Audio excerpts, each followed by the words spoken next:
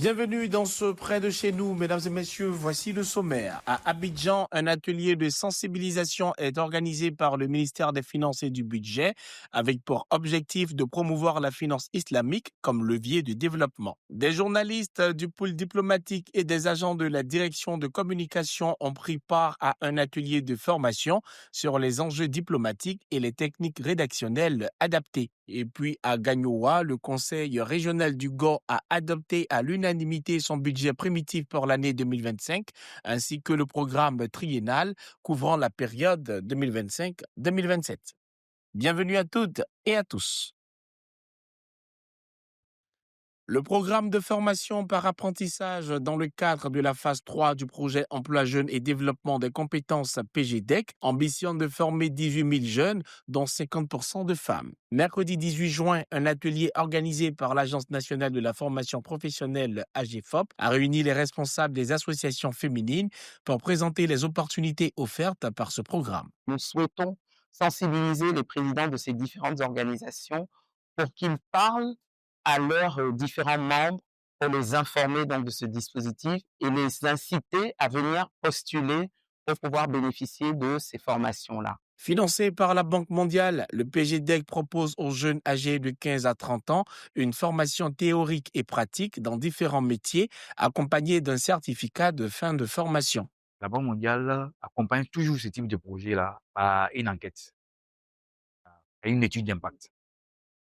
L'étude d'impact permet 2 ans ou bien 5 ans après de suivre ces jeunes-là pour voir qu'est-ce qu'ils deviennent. Et les premières études ont donné un résultat satisfaisant. Parce que tout à l'heure, on a dit que le PGDEC était à la phase 3. Les participantes ont exprimé leur satisfaction quant à l'impact positif du programme sur leur autonomisation et leur développement professionnel. Une femme formée, c'est vraiment la ressource. C'est une ressource multidimensionnelle, holistique. Elle est financière, elle est morale, elle est psychologique. C'est vraiment une main forte pour la nation. L'atelier a également permis de présenter DigiFop, une application digitale innovante offrant un accès facilité aux offres de formation et d'information en ligne.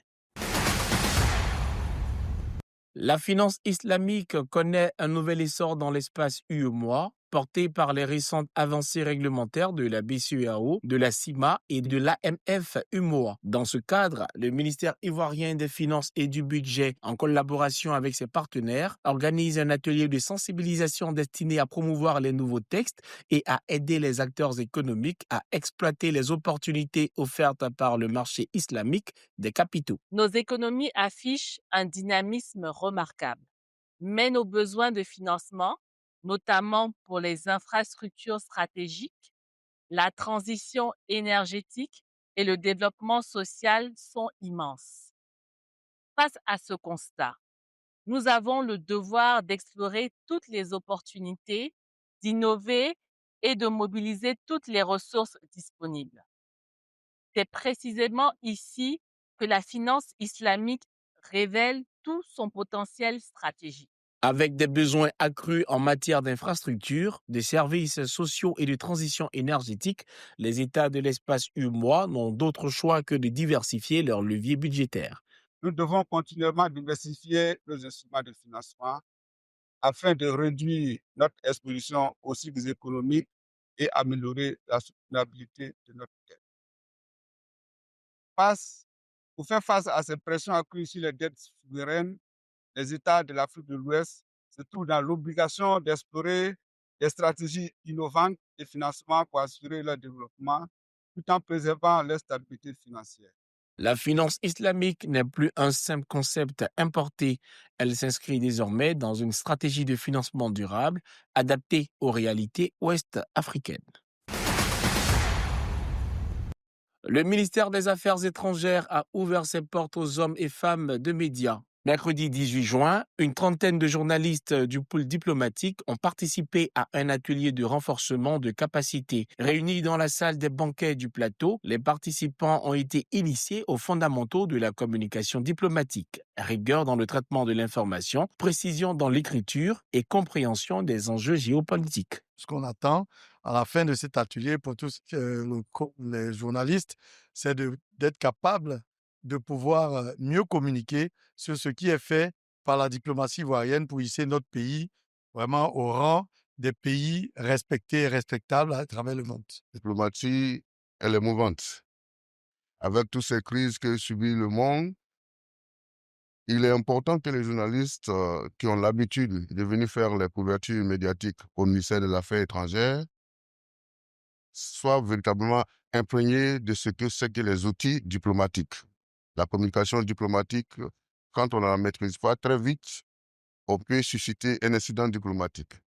Il était donc important pour nous de les instruire sur cet élément-là, de sorte à ce que leur compte rendu soit favorable. Au sortir de cette session, mon souhait, mon rêve, c'est de voir des journalistes davantage outillés, mieux formés sur les questions diplomatiques.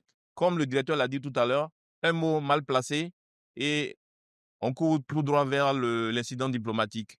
Une initiative portée par la direction de la communication et des relations publiques, saluée par les professionnels des médias.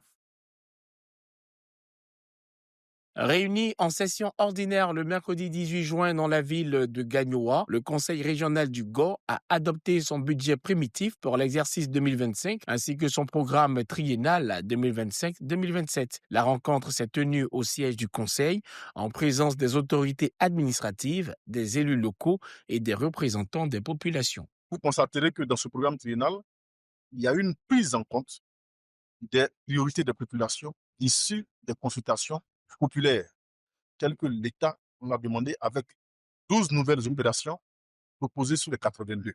Fruit de consultations communautaires menées dans les villages, le programme triennal vise à mieux répondre aux attentes des populations conformément aux directives de l'administration centrale. C'est la fin de ce Près de chez nous. Merci de l'avoir suivi. Restez sur cette info.